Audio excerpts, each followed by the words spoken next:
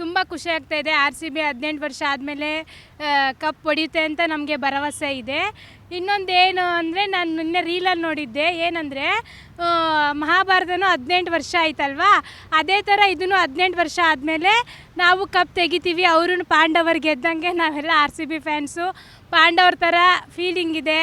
ಆಮೇಲೆ ನಾವು ದೇವರು ಕೈ ಕೊಡಲ್ಲ ಅಂತದೆ, ಯಾಕಂದರೆ ನಮ್ಮ ಕೊಹ್ಲಿ ಅವರು ಅವಾಗವಾಗ ಹೋಗ್ಬಿಟ್ಟು ಪ್ರೇಮ್ ಮಂದಿರ್ಗೆ ಹೋಗ್ಬಿಟ್ಟು ಅಲ್ಲಿ ಧ್ಯಾನ ಮಾಡ್ಕೊಂಡು ಬರ್ತಾರೆ, ದೇವರಿಗೆಲ್ಲ ಪೂಜೆ ಸಲ್ಲಿಸ್ತಾರೆ, ತುಂಬ ಖುಷಿ ಆಗುತ್ತೆ.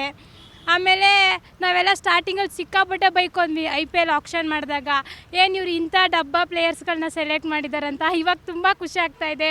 ಸಾಲ್ಟು, ಟಿಮ್ ಡೇವಿಡು, ಲಿವಿಂಗ್ಸ್ಟನ್ ಸ್ಟಾರ್ಟಿಂಗಲ್ಲಿ ಚೆನ್ನಾಗಿ ಆಡ್ದ, ಆಮೇಲೆ ಏನು ಚೆನ್ನಾಗಿ ಆಡಿಲ್ಲ. ಆದರೆ ಫೈನಲ್ಸಲ್ಲೆಲ್ಲ ಚೆನ್ನಾಗಿ ಆಡಿದ್ರು. ಮೊನ್ನೆ ತುಂಬ ಖುಷಿ ಆಯಿತು ಮ್ಯಾಚ್ ನೋಡಿ. ಅಂದರೆ ಮೊನ್ನೆ ನಾನು ಅಂದ್ಕೊಂಡಿರಲಿಲ್ಲ ಫಸ್ಟಲ್ಲೇ ನಾವು ಫೈನಲ್ಗೆ ಹೋಗ್ತೀವಂತ.